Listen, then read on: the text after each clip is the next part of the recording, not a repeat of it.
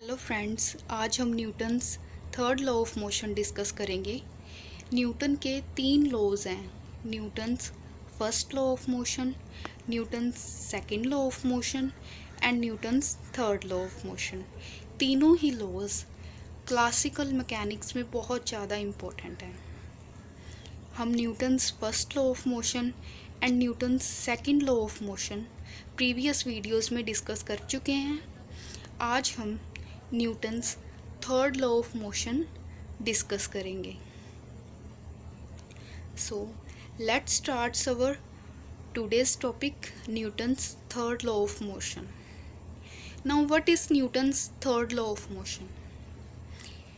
Statement of Newton's third law of motion is each and every action has equal and opposite reaction। इस statement को हम कुछ example से clarify करेंगे। The example is, जब हम किसी टेबल को अपने हाथ से टैप करते हैं तो हमें चोट लगती है। जब हम उसी टेबल को ज़ोर से टैप करेंगे तो हमें ज़्यादा चोट लगेगी। ये भी Newton's third law of motion के ऊपर ही बेस्ड है, क्योंकि जब हम टेबल को टैप करते हैं तो कुछ फोर्स उस टेबल पर अप्लाई करते हैं एंड इन रिटर्न जो टेबल है वो उतना ही फोर्स हमारे हाथ पर अप्लाई करता है, जिसके कारण हमें चोट लगती है। ओके, अनदर एग्जाम्पल इज, जब कोई आदमी गन से फायर करता है तो जो बुलेट है वो फॉरवर्ड मूव करती है, बट जो गन है वो रिकॉइल होती है। ये भी Newton's third law of motion के ऊपर ही बेस्ड है। जो गन है वो बुलेट के ऊपर कुछ फोर्स अप्लाई करती है ताकि बुलेट फॉरवर्ड डायरेक्शन में मूव कर सके, एंड जो बुलेट है वो इन रिटर्न सेम मैग्नीट्यूड का फोर्स उस गन पर अप्लाई करती है, जिसके कारण गन रिकॉइल होती है। इसे हम रिकॉइलिंग ऑफ गन भी कहते हैं। And the similar example is, जब कोई पर्सन बोट से जंप करता है तो बोट बैकवर्ड डायरेक्शन में मूव होती है। ये भी Newton's third law of motion के ऊपर ही बेस्ड है।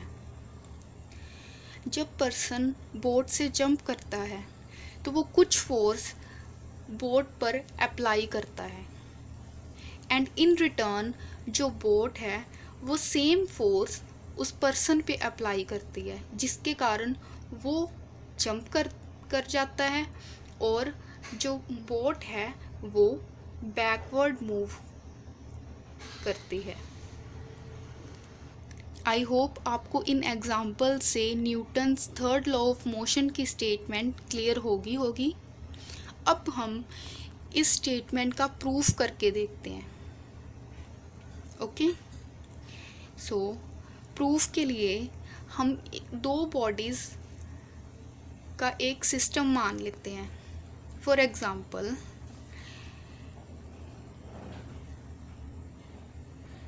This is body 1 and this is body 2।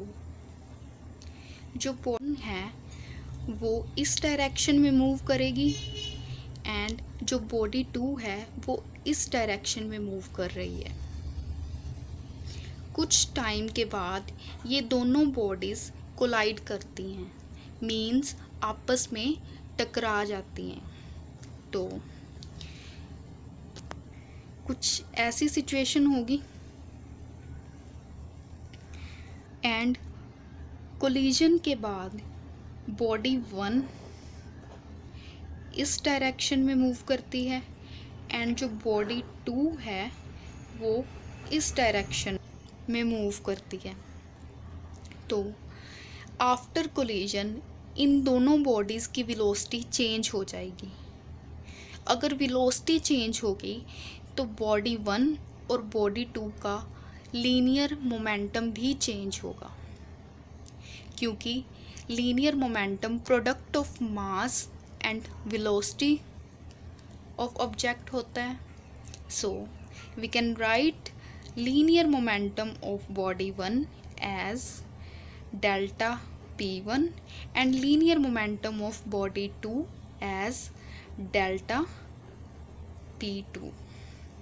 हम मान लेते हैं कि जो टाइम ऑफ कोलिजन है, जितने टाइम तक इन दोनों बॉडीज़ के बीच में कोलिजन हुई है, वो डेल्टा टी है।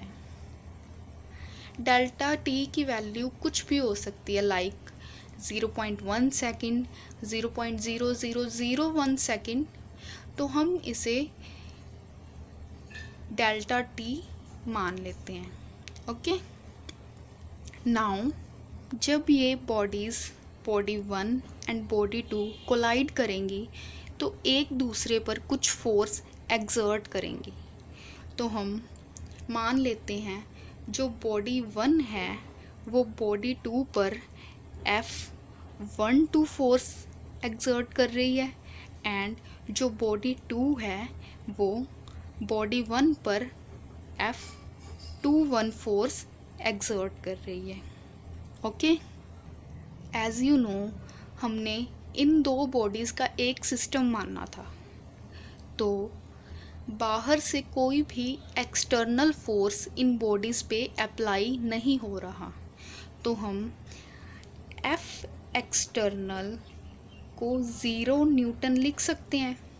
अगर एक्सटर्नल फोर्स 0 न्यूटन है तो टोटल चेंज इन मोमेंटम भी 0 होगा, because according to Newton second law of motion, rate of change of linear momentum is directly proportional to external force applied on the body। so अगर external force 0 है तो total change in momentum भी 0 होगा। तो हम ऐसे लिख सकते हैं delta P1 plus delta P2 is equals to 0, as momentum is a vector quantity, so we put arrow on it। delta P1 plus delta P2 is equals to 0। अब हम इस इक्वेशन को डेल्टा टी से divide करेंगे। So we get delta P1 divided by delta T plus delta P2 divided by delta T is equals to 0।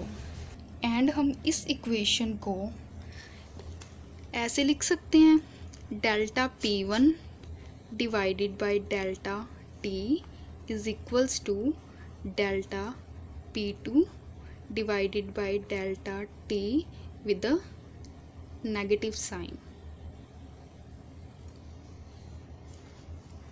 Okay, and इस equation को हम इस फॉर्म में लिख सकते हैं dP1 divided by dt is equals to minus of dP2 divided by dt।